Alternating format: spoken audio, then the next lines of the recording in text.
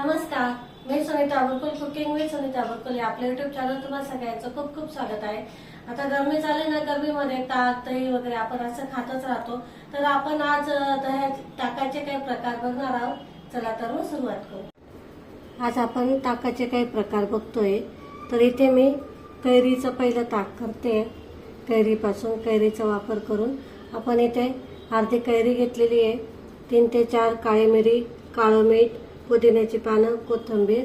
आता हे सगळं आपल्याला मिक्सरच्या भांड्यामध्ये टाकून घ्यायचं आहे। थोडंसं पाणी टाकून आपल्याला हे दळून घ्यायचं आहे। पहिले थोडं पाणी टाकायचं आहे, आधी जास्त नाही टाकायचं।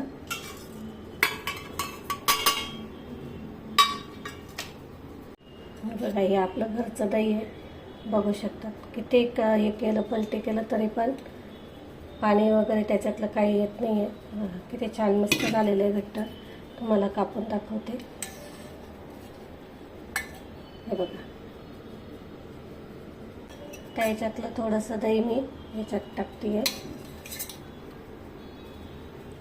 तर आधी आपल्याला असंच मिक्सरला फिरवून घ्यायचं आहे, मग नंतर थोडंसं पाणी टाकायचं आहे, कारण याच्यामध्ये आपण कैरी वापरलेली आहे ना, कैरी लवकर बारीक होत नाही, म्हणून मग थोडंसं पाणी नंतर ॲड करायचं। बघा, इथे आपलं कैरी पुदिन्याचं ताक बनवून तयार झालेलं आहे। तर मी याच्यात टाकून घेते। थोडंसं पाणी टाकायचं वरतून। मी तर हे माठातलं पाणी वापरलेलं आहे, तुम्हाला जे आवडेल ते तुम्ही वापरू शकता। बघा, मस्त इथे आपलं कैरीचं ताक बनवून तयार आहे।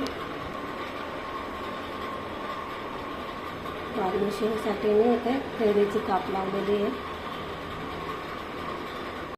आपण इथे गाजराचं करतोय। हे इथं ऑरेंज गाजर भेटलेले आहेत मला। आता काही थंडी नाही आहे, त्यामुळे जे थंडीमध्ये येतात ना गाजरं, ते नाही भेटत। आता हे गाजरं भेटतात, मग हे घेतलेलं आहे मी। इथे मी 1 हिरवी मिरची घेतलेली आहे, 3 ते 4 काळी मिरी घेतलेली आहे। याची चव छान येते म्हणून वापरले मी इथे। आणि हे चाट मसाला आणि गाजर घेतलेले। तर हे सगळं आपल्याला मिक्सरच्या भांड्यात टाकून घ्यायचं आहे। तर आपण यामध्ये दही घालतोय। तर हे फिरवून घेऊ, छान असं बारीक करून घ्यायचं आहे। मग लागेल तसं पाणी टाकायचं आपल्याला। मस्त छान असा ऑरेंज कलर आलेला आहे, बघा, मस्त छान झालेलं आहे। त्याच्यावरती मी थोडंसं हे लावते।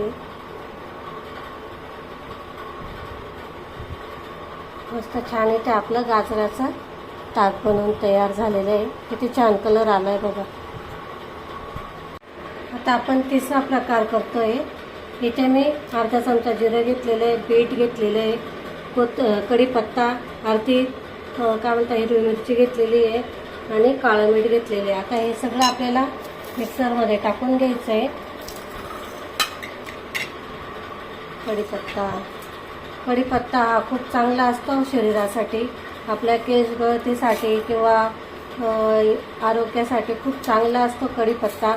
आणि बीट असं तर आपण खाऊ शकत नाही किंवा खायला कंटाळा करतो कच्चं बीट। ह्या प्रकारे जर करून घेतलं ना तुम्ही हे बीटाचं ताक, तर तुम्हाला खूप फायदेशीर होईल। आता आपण याच्यामध्ये दही टाकतोय। बघा, आता मी याच्यामध्ये दही टाकून घेते। दही टाकून घ्यायचं आणि फिरवून घ्यायचं। मग लागेल तसं पाण्याचा वापर करायचा। मी इथे माठातलं पाणी वापरते, तुम्हाला पाहिजे असेल तर तुम्ही फ्रीजमधलं पण वापरू शकता। हे बघा, इथे आपलं बीटाचं ताक बनवून तयार आहे, बघू शकता। मस्त झालेलं आहे। कलर तर बघा काय भारी आलेला आहे, बघा इथे आपले तिघी पण ताकाचे प्रकार बनवून तयार आहे। बघा किती छान दिसत आहे आणि हेल्दी आहे। आपण याच्यामध्ये दुसरं कलरचं वगैरे काही वापर न करता जे ओरिजिनल आहेत तेच केलेलं आहे, बघू शकतात। मस्त लागतात, टेस्टी लागतात आणि या उन्हाळ्यासाठी खूप छान फायदेशीर आहे। नक्की करून बघा तुम्ही पण। आवडला असेल तर लाईक, शेअर आणि सबस्क्राईब करा। बघा इथे आपले मस्त छान असे ताकाचे प्रकार मी तुम्हाला बनवून दाखवले.